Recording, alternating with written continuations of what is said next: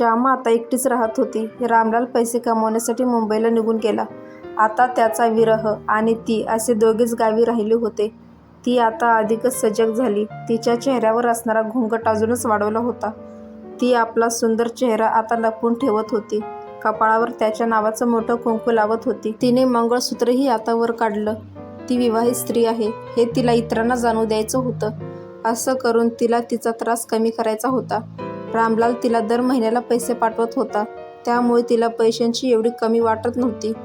कधी तो पत्राने तिची चौकशी करायचा. तीही मग मोडकं तोडकं पत्र लिहून आपलं दुःख त्यात व्यक्त करायची. त्याच्या विरहात ती दुःखी आहे हेही सांगायची. तोही त्याचं दुःख आणि तिची वाढणारी ओढ याबद्दल लिहायचा. तिला पत्रातून आधार द्यायचा प्रयत्न करायचा. त्याच्या या पत्राने तिला खूप बरं वाटायचं.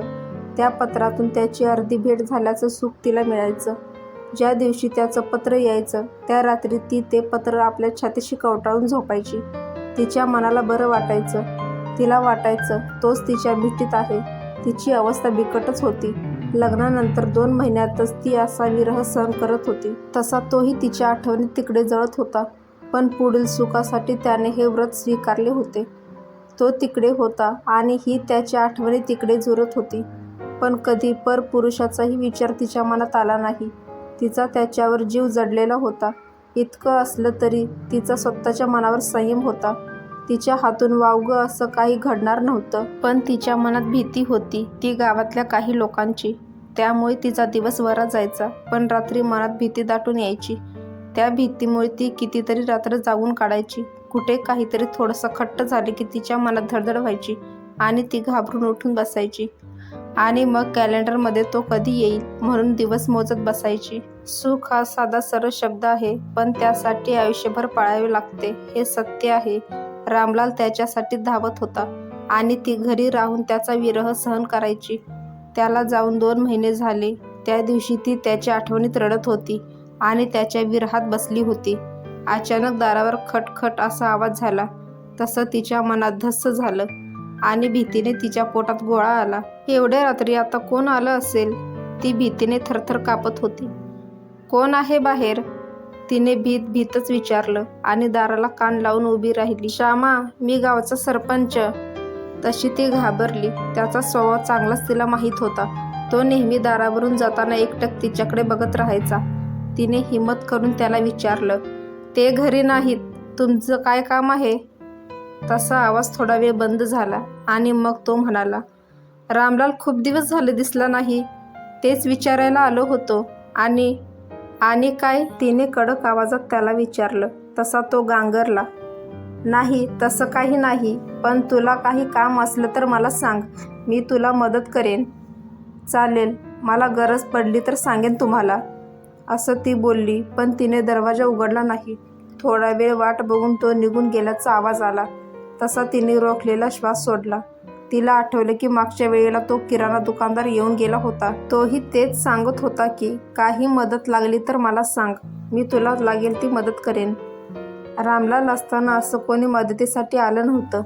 त्यावेळी खरं तर मदतीची गरज होती. आता तो कमावतो आहे आणि मला पैसेही पाठवत आहे. आता तर कोणाच्या मेहरबानीचीही गरज नाही. आता सर्वजण रामलाल इथे नाही हे बघून माझ्याकडे येत आहेत. आधी रामलालच्या भीतीने इथे येत नव्हते. दरवाजावर खटखट असा आवाज आला तशी ती भानावर आली आणि तिच्या मनात विचार आला, माझा मितवा आला की काय? तिने पुन्हा एकदा आपलं रूप आरशात पाहिलं. तिने आपली तयारी सुंदर रीतीने केली होती. त्याला आकर्षित करण्याची एकही संधी तिने सोडली नव्हती. त्याच्यासाठी केव्हापासून आरशासमोर बसून नटत होती. तिने डोळ्यातील काजळाची रेख थोडी लांबवलेली, त्यामुळे तिच्या डोळ्यांचा रेखीवपणा अजूनच वाढला होता. ओठांना गडद लाल लिपस्टिक लावून त्यांना अजूनच जहिरीले केले होते. नाकात मोठी गोल आकाराची नथ घातलेली होती. ती तिच्या लाल ओठांना स्पर्श करत होती. तिने लाल साडी नेसलेली आणि कपाळावर लाल बिंदी लावलेली. तिला हे पाहून तिचं लग्न आठवलं. त्यावेळी ती अशी सुंदर दिसत होती. वर्षभरापूर्वी झालेल्या मधुचंद्राच्या रात्री तिने अशी तयार केलेली. आताही वर्षभराच्या विरहानंतर तिची मधुचंद्राची रात्र येणार होती. त्यासाठी ती अधीर होऊन त्याची वाट पाहत होती. दारावर खटखट होताच ती रोमांचित झाली आणि तो आला म्हणून दरवाजा उघडायला धावली. क्षणभर ती दरवाजाजवळ थांबली. कोण असावं बाहेर? याचा अंदाज घेत तिने दरवाजा उघडला. दरवाजा उघडताच ती भीतीने किंचाळली. तिच्या समोर एक माणूस उभा होता. त्याचे केस वाढलेले, डोक्यावर हॅट होती, त्यातून त्याचा चेहऱ्याचा जरासा भाग लपलेला. त्याच्या मिशाही मोठ्याच होत्या. त्याने अंगावर रंगबिरंगी शर्ट घातलेला आणि गुडघ्यावर फाटलेली पॅन्ट, पायात बूट, एका हातात घड्याळ आणि दुसऱ्या हातात कसली तरी चेन घातलेली होती. त्याच्या चेहऱ्यावर मिश्किल हसू होतं. तो तिच्याकडे एकटक पाहत होता. तिचं सौंदर्य आधाशासारखं प्राशन करत होता. तिच्या अंगावरील लाल साडी, ओठांवरील लाल भडक लिपस्टिक पाहून त्याचं चित्त भरकटलं होतं. कधी आत जातो आणि तिला मिठी मारतो असं त्याला झालं होतं.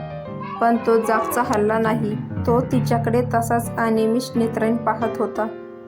त्याला असं पाहताना पाहून तिला त्याचा प्रचंड राग येत होता. अरे, चांगला दिवसा ढवळ्या हा घरचा दरवाजा ठोठावतो आणि आता माझ्याकडे अशा विचित्र नजरेने पाहतो. कोण आहे हा? आता माझा रामलाल असता तर याच्या तांगड्या तोडून हातात दिल्या असत्या. माझ्या बायकोकडे अशा नजरेने पाहतो म्हणून. ती आतून घाबरलेली. तिच्या आजूबाजूला कोणीच नव्हतं. समोर मंदिर होतं, पण दुपार असल्याने मंदिरात कोणीच नव्हतं. तो पुजारीही झोपला असावा. त्यात हा कुठून आला आणि आता हा काय करेल याचा काही भरोसा नाही, याची तिला भीती वाटत होती. पण तिने हिंमत करून त्याला विचारलं, कोण रे तू? बोलावू का माझ्या नवऱ्याला? तुला चांगलंच ठोकून काढीन. चल जा इथून. पण तो काही गेला नाही. तो तसाच उभा होता आणि तिच्याकडे प्रेमाने पाहत होता. त्याच्या अशा पाहण्याने आता तिचा राग अनावर झाला. तिने स्वतःच्या सुरक्षिततेसाठी दाराच्या मागे मोठी काठी ठेवली होती. तिने चपळाईने ती काठी हातात घेतली आणि त्याच्या डोक्यात घालणार तसा तो ओरडला, श्यामा, माझ्याकडे नीट बघ. मी रामलाल, तुझा नवरा. त्याच्या आवाजाने ती भानावर आली. तिने त्याच्याकडे निरखून पाहिलं. तसं तिला त्याची ओळख पटली आणि गोड लाजली. आय्या, तुम्ही होय? तिने हातातील काठी फेकली आणि त्याला घरात घेतलं. हा काय असा विचित्रपणा? घरात येताच ती त्याच्यावर प्रेमाने ओरडली. तसा तो तिला म्हटला, अगं, थोडी गंमत केली तुझी, पण तूही मला ओळखलं नाहीस. मग मी ही गंमत अजून लांबवली. अशी गंमत करतं का कोणी? मी किती घाबरले होते. अजूनही माझी छाती भीतीने थापापत आहे. मी घाबरून मेले असते तर? तिचं सौंदर्य पाहून त्याला राहावलं नाही. त्याने तिला जवळ ओढलं. असं कसं मरून देईन मी तुला? तुझ्यासाठी तर इतक्या दुरून धावत आलो. असं म्हणत तिला आणखीनच जवळ ओढून घेतलं आणि डोळे मिचकावत म्हटला, अशी गंमत करायची का मग? त्याने तिला आपल्या मिठीत घेतलं. दोघेही त्यात सुखावले. उन्हाने तापलेल्या जमिनीवर अवचित येऊन पावसाने बरसत ती तप्त जमीन शांत करावी, तसं त्या दोघांचं शरीर आणि मन शांत होत होतं. आज कितीतरी दिवसांनी त्यांचं मन तृप्त होणार होतं. त्यांच्या लग्नानंतर 1 वर्षानंतर ते एकमेकांना भेटत होते. तिच्या मनाचा विरह तप्त अश्रू होऊन डोळ्यातून बाहेर पडत होता आणि ते अश्रू त्याच्या खांद्यावर थोडा वेळ विसावून जमिनीला भिजवत होते.